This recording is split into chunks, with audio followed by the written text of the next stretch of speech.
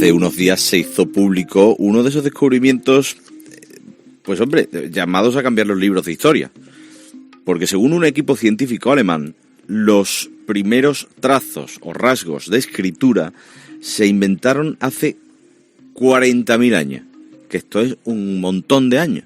Porque claro, nosotros tenemos ahora mismo el horizonte temporal en 5.000, más o menos. Javier Sierra, querido amigo, muy buenas. Muy buenos días. Pues mira, por situártelo incluso en un escenario de la actualidad más rabiosa, ¿no? La escritura oficialmente nace hace efectivamente unos 5.000 años en la zona de Irak, pero ya hay investigadores que defienden que empezó probablemente unos miles de años antes en el vecino Irán, ¿no? Donde ahora mismo está centrada toda la atención mundial. En los Montes Zagros, que es una cadena montañosa, la más larga del país, que une también Irak con Irán, y donde se supone que aparecieron hace 6.500 años unas representaciones como en línea de lo que parecían vestidos o figuritas que en un principio se tomaron por decorativas, pero que últimamente se han ya establecido como escritura. Se llama el elamita lineal, es el nombre técnico, ¿no? de este modo de escritura. Pero lo que apuntan estos investigadores alemanes a los que hace referencia el estudio que has presentado es totalmente revolucionario. Ni 5.000 ni 6.500 años de antigüedad. Nos tenemos que ir a la profunda prehistoria, ¿no? Claro, es que si te iba a decir, es que vamos a situarnos 40.000 años atrás, es que 40.000 años atrás no existe nada. Exacto, 40.000 años atrás estábamos, en el Paleolítico todavía, ni siquiera habíamos inventado la agricultura, no teníamos, por lo tanto, la teórica necesidad de hacer, pues no sé, por ejemplo, inventario de cabezas de ganado o de fanegas de trigo, ¿no? Para saber lo que tenemos. Y, sin embargo, lo que han encontrado estos investigadores es alucinante. Es un estudio de la Universidad del Sarre, que es un estado federal del suroeste de Alemania, junto con el Museo de Prehistoria e Historia Temprana de Berlín, es decir, dos grandes instituciones. Vale. Y se han dado cuenta de que en algunos objetos de arte paleolítico mueble, es decir, figuritas que te puedes llevar, ¿no? A cualquier sitio, pues como las famosas Venus, ¿no? del Paleolítico. Pues en figurillas de ese tipo, un mamut, una tablilla de marfil donde hay una figurita humana que llaman el adorante con los brazos levantados, hay unas cadenas como de muescas, parecen X, parecen asteriscos, ¿no? En fin, líneas que se cruzan, que tienen un aspecto secuenciado, ¿no? Es decir, que se repiten con un determinado ritmo. Esto que visualmente se aprecia se ha sometido a ordenadores. La Universidad del Sarre es conocida por lo que ellos llaman lingüística computacional, es decir, que meten en un ordenador signos de cualquier idioma o cualquier forma de escritura y los estudian por estadística, ¿no? Y se han dado cuenta de que esos signos en esos objetos de hace 40.000 años pues se comportan como un lenguaje, como una escritura, que querían decir algo. La cuestión es, ¿qué querían decir? Claro, o sea, eso es lo que no sabemos, ¿no?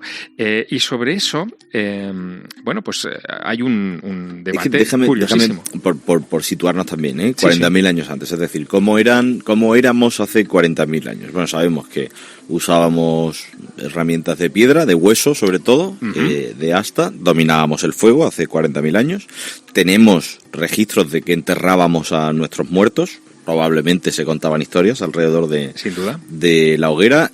Los grupos eran pequeños, 20, 40 personas. Seguían a los animales y a las estaciones, y esto sí lo sabemos por las pinturas que hemos encontrado.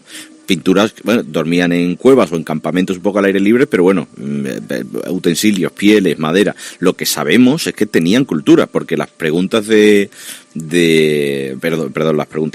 pinturas rupestres que se encuentran, pues yo que sé, en cualquier sitio, te enseñan que sí, que es decir, incluso las Venus que mencionabas, ¿no? Que los animales, pescado ahí, es decir, tenían una cultura y se contaban historias entre ellos. Claro que ese ¿Qué podrían estar diciendo a través de esas X, esos palitos, esa secuencia de símbolos? Añado un ítem más a tu lista, ¿no? Y es que estábamos compartiendo territorio con otra humanidad, que eran los neandertales, sí, ¿no? Señor.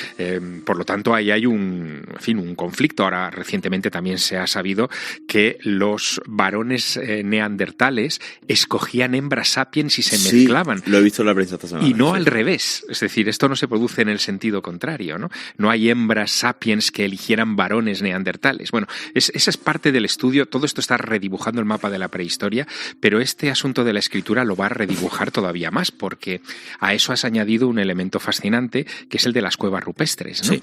En las cuevas rupestres no solo hay animales, no solo hay representaciones zoológicas, ¿no? Sino que también hay una enorme colección de lo que llaman signos tectiformes, que hasta ahora tampoco han encontrado explicación. Son figuras o signos geométricos, a veces como redes, como puntos, como estrellitas dibujadas, que no tenían ningún sentido, pero que a la luz de esta investigación de las muescas que parecen un lenguaje, una escritura impresa sobre esos objetos portátiles, pues podrían adquirir también un sentido. Imagínate, lo que se ha descubierto es que esas muescas en esos objetos de marfil son idénticas en toda Europa.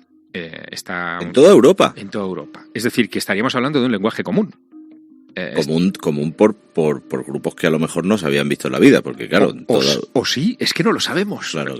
Es que ahí está la incógnita, ¿no? Y lo que puede redibujar el panorama. Igual que se ha visto que en las cuevas rupestres estos signos tectiformes que te decía, que pueden tener un parentesco con los que se han encontrado en los objetos portátiles, también son comunes en cuevas muy distantes entre sí. Muy distantes me refiero no a una cueva en el norte de España y a otra en Francia. Me refiero a una cueva en el norte de España y otra en Indonesia, en un periodo más o menos similar. Y para eso, fíjate, hay dos hipótesis, ¿no? Estaría la hipótesis chamánica, que lo que defendería es que esos signos geométricos que aparecen en las cuevas y quizá en algunas de estas figuritas portátiles son fosfenos. Fosfenos es, para que los oyentes se hagan una idea, es una respuesta de nuestra retina a un impulso, por ejemplo, mecánico. Cuando te frotas los ojos, con los ojos cerrados, se forman como manchas de luz, ¿no? En tu retina que ves. Sí. Con la ingestión de drogas, de cierto tipo de sustancias naturales, pero psicotrópicas, también se generan ese tipo de visiones. Esas visiones muchas veces son geométricas y quizá en el pasado las plasmaron en las cuevas. Esa es la hipótesis chamánica. Es que esto me estás abriendo un tema y algún día podríamos hablar de la ayahuasca y de todas claro. Porque es que las alucinaciones, hay muchas alucinaciones que se repiten, ¿no? En muchísima gente, y hay gente que dice que eso te conecta con una suerte de, no sé, de conciencia superior. Claro. Bueno, pues esa es una hipótesis, ¿no? Que todo esto serían destellos de esos accesos a una conciencia distinta, ¿no? Y luego está la hipótesis de que en realidad estamos ante una protoescritura, que es algo que se viene defendiendo desde hace algunos años, que en las cuevas rupestres y en este tipo de objetos, pues había la necesidad en nuestros antepasados remotos de anotar cosas. ¿Qué podrían ser? Bueno, parece, y esto es un consenso, no está demostrado, ¿no? Pero parece que esas primeras muescas podrían ser números. Es decir, que si de repente tú lo que tienes es una figurilla de mamut y varias muesquecitas de estas, está indicando el número de mamuts que se han visto en un territorio. Bueno, en fin, es una posibilidad. Pero podría ser también calendarios. Se ha hablado de que quizá estaban viendo las fases de la luna, ¿no? Y las estaban anotando con este tipo de muescas. O podría ser, esta es otra hipótesis muy curiosa, unas marcas de propiedad, ¿no? ¿Cómo de propiedad? Pues que de repente 3 asteriscos puestos seguidos significa que eso es de Alberto Herrera. Vale. Y 4 es que es de Javier Sierra. Vale. Entonces es una manera como de distinguir a quién pertenece un determinado como objeto. Como cuando nuestra madre ponía en la etiqueta del uniforme del colegio escrito Alberto. Exactamente. Hay otra hipótesis que la ha defendido recientemente una investigadora que se llama Genevieve von Petzinger, que dice que podrían ser una suerte de emoticonos. Esto es muy curioso, ¿no? Que esas muescas, en realidad, al estar sobre una figurita o junto a una imagen en una cueva, están dándole un carácter emocional a esa figura. Es decir, que de repente esas 3 aspas seguidas o esos 3 asteriscos seguidos no signifiquen Alberto Herrera, sino que signifiquen el elefante está contento. Bueno, todo esto está sobre la mesa, pero es muy fascinante porque, fíjate, hasta ahora, y tú lo sabes muy bien, nosotros hablamos de la diferencia entre historia y prehistoria en función de si había escritura o no. Claro, es que esto puede cambiar bastante claro. La forma en la que nos miramos y estudiamos la historia. Exacto, la forma de mirarnos nosotros mismos puede empezar a cambiar. Es decir, ¿y si de repente la escritura empezó hace 40.000 años? ¿Y si de repente, gracias a la tecnología, a la inteligencia artificial, a estos procesos de estudio estadístico de la repetición de imágenes sobre objetos rupestres, logramos una primera aproximación, un primer desciframiento?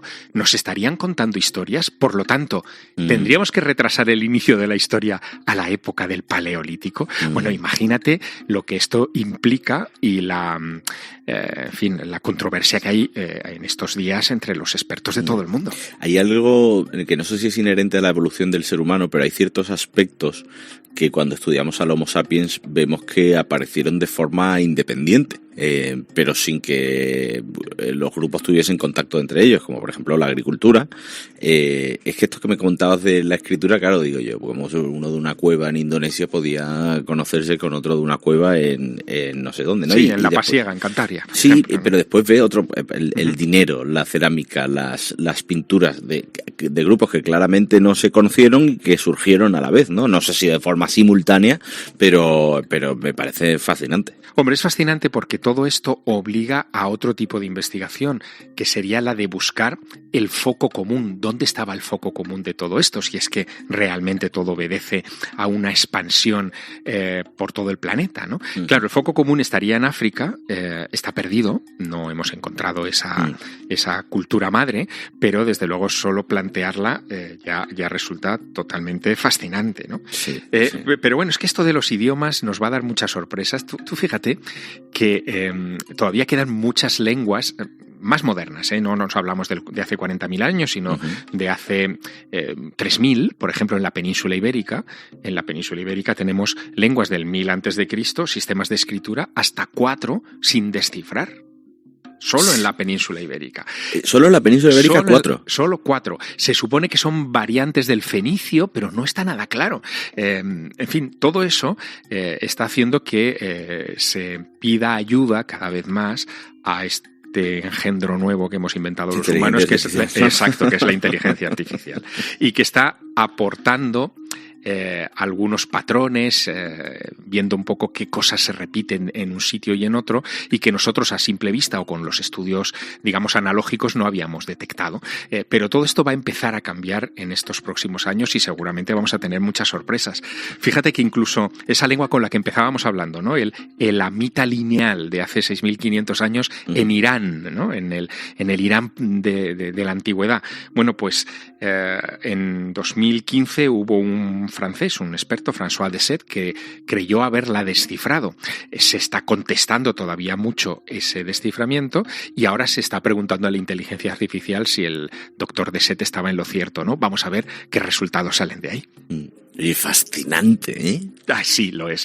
Fascinante, no sé, porque a mí esto yo creo que no te ha sorprendido del todo. Hombre, sí que te ha sido una grata sorpresa, pero como que tú ya llevas con esto un tiempecito. Bueno, tengo carpetas abiertas para cosas de estas raras, algunas incluso de cosas muy controvertidas. Tú sabes que en Francia, en los años 60, se descubrieron una serie de objetos que llamaban las piedras de Glocel, en las que aparecía como una escritura que debía tener unos 15.000 años. Se dijo que aquello era falso, que era un fraude, no podía existir una escritura hace 15.000 años y por lo tanto lo arrumbaron en una habitación y los tienen ahí olvidados. Bueno, pues con este tipo de hallazgos se van a reabrir estas cosas que habíamos desechado porque, oye, qué bueno. ¿Y si de repente hace 15.000 años ya llevábamos un tiempo tomando notas? Qué bueno. Es fascinante. No, y si podemos contar alguna de esas historias, eso sí sería... ¡Buah! Madre mía. Querido Javier Sierra, te cambié, lo hablamos el martes que viene. Claro que sí, un fuerte abrazo. Un abrazo.